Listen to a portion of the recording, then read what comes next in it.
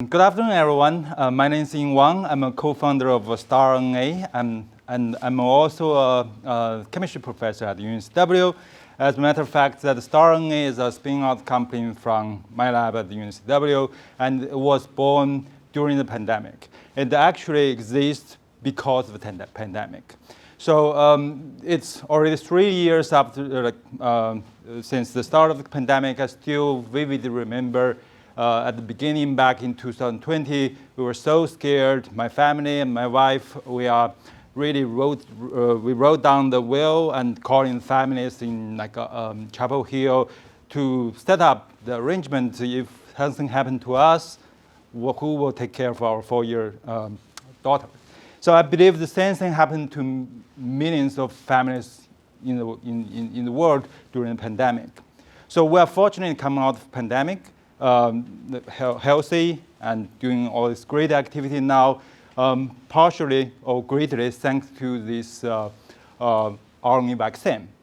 So this RNA vaccine, we remember how excited we were when the Pfizer vaccine, COVID vaccine, has first been approved by FDA, has come out. Right, we had to wait, but we see the light from the end of the tunnel. Right? As a scientist working in the lab, I have 15 years research experience working on biopharmaceutical drug formulation development. So as a scientist, we share a different level of excitement because 2 of these COVID vaccines, including the Pfizer-BioNTech vaccine as well as the Moderna vaccine, actually represent a completely new type of vaccine or pharmaceutical drug in general. And this molecule is called, drug molecule, vaccine molecule is called mRNA. It's different from any of the previous drugs that ever existed in the pharmaceutical company before. So the whole pharmaceutical industry is excited about the start, really the era of mRNA-based pharmaceuticals. So Carson, if you could move on to the next slide. However, there is a small but really impactful problem of this mRNA-based vaccine. If we look at the table here, it's listed out 4 vaccines here, COVID vaccine, Oxford AstraZeneca, which is not an mRNA vaccine, and Moderna and Pfizer-BioNTech, both are mRNA vaccine. So if you compare the third column, if I can point to you, the mRNA vaccine really stands out for its great effectiveness. And also it's very safe. However, if you look at the price, the cost per dose, it's like a 5 times, more than 6 times than compared to this AstraZeneca non-mRNA vaccine. Why is that? Partially because you have to store and transport this mRNA vaccine at -20 or even this is freezer or ultra cold freezer -70. While the AstraZeneca non-mRNA vaccine, traditional vaccine, you can just store it in fridge.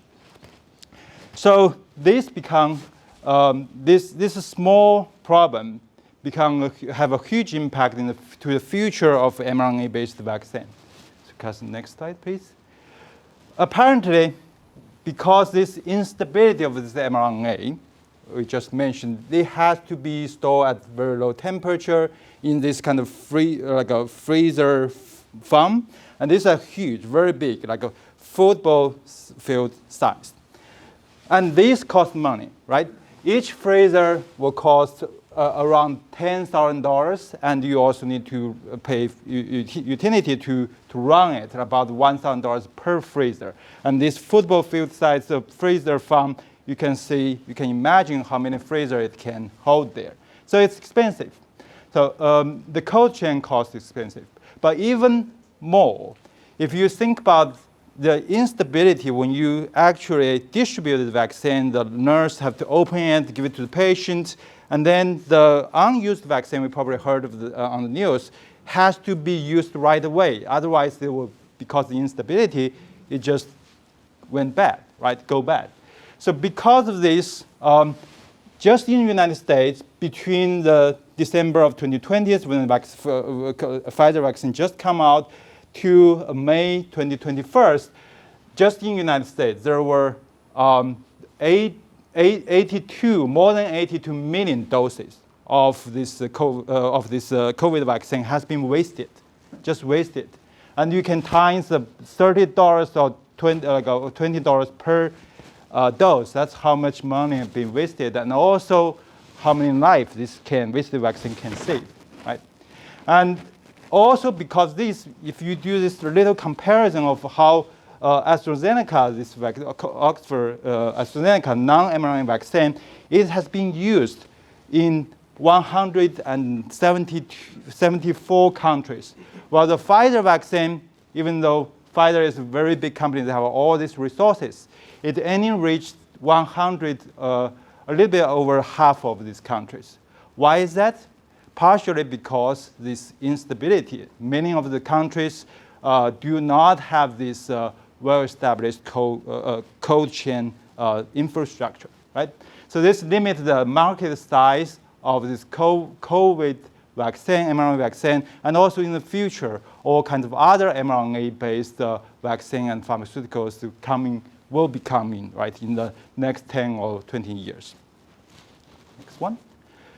So that's those I showed you on the news or by my words. And we actually, we were very lucky. We funded by NSF to conduct this customer interview campaign. It's called ICOP program.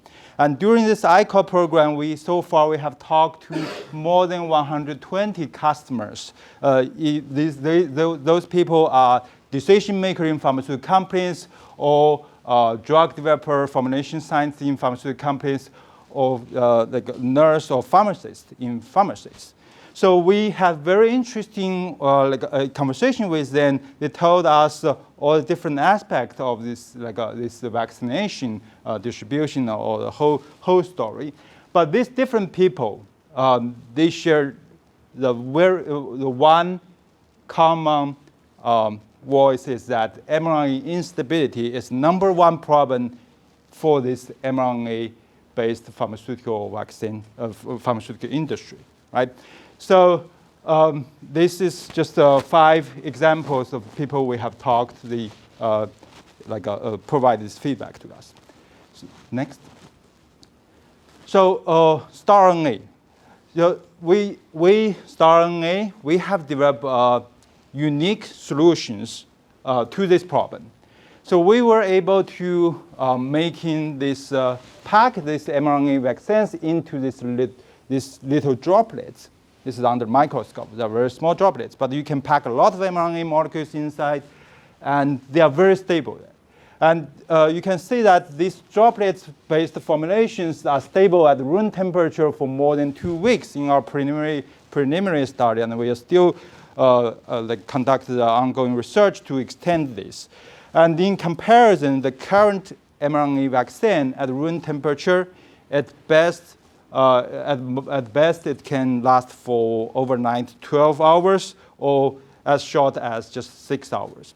Okay, so this is a very unique solution we have come up with, and this is the first-in-class thermostable liquid RNA formulations that you don't have to freeze. You can just store yet. So this is so unique. We have talked to the IP attorneys, the lawyers, and we come up with the idea. Proof of concept experiment has been done about more than 1 year ago. We have strategically just delayed this patent application to now. So we are currently about to submit the provisional patent application. The reason we did that is the lawyer did a very comprehensive patent landscape study and find that it's 40 pages. I remember landscape study find that nothing similar it does not exist, and we don't expect anyone will come up with similar solution anytime soon. So to extend the commercialization lifetime for this patent, we have held this patent application. So next, I will let our co-founder, Carson Jackson, to tell you more about this market and other things about our StaRNA and this mRNA formulation. All right. Sorry. I'm Carson Jackson. I'm one of the co-founder. I'm going to jump into it since we have 60 seconds to present a lot more information. So let's go on to the next slide. As Dr. Wong was spoken to, essentially this just sums up, we do have an extremely large market. And currently, even though the market is made up of 100% of COVID-19 vaccines, you can see as time goes on that it's going to be completely diffused and diluted with other prophylactic vaccines and other therapeutics as we go forward. So basically, to sum this up, very large market and only is going to get larger as we go forward. Moving forward, I looked at some studies through the Bill and Melinda Gates Foundation. This is pre-COVID. And still pre-COVID, it showed that we have around 18% of wastage of vaccines without the use of mRNA. However, in a more recent study with Gavi, the WHO, and UNICEF, an article was conducted that showed that we actually have about 38 to 40% of wastage with just these mRNA pharmaceuticals. So again, moral of the story, tons more wastage than before COVID. And again, the market is completely untapped. There's nothing currently on the market that is there, which will jump into the next slide. We do have current injectables, but just by themselves, as Dr. Wong, nurse takes them out, 2 to 12 hours is not sufficient, and we can't transport these in the injectables to anywhere else in the world, because again, you can't even get to Hawaii in 12 hours, right? So how can we go beyond the United States to other countries where they're not able to gain access to these vaccines? There is the industry standard right now is lyophilized powders. And that does last for a couple days to a couple months, stable at room temperature. However, an issue with that, again, it all goes back to, number one, cost, and also cost associated with storage. And that also entails a lot of degradation in that process. Moving forward, we do have tons of potential customers, as Dr. Wong showed a couple of those in our customer interviews, customer discovery process. But basically, we hope to commercialize this product through formulation reagents, licensing arrangements, and also CRO services for some other companies. Lastly, this is our second to last slide. Just in the process, we're thankful to have been supported by UNCW's Translational Research Grant, National Science Foundation National I-Corps Program, and the North Carolina Biotechnology Center's Translational Research Grant that has allowed us to not only gain access to our technology, but to further validate whatever that technology is.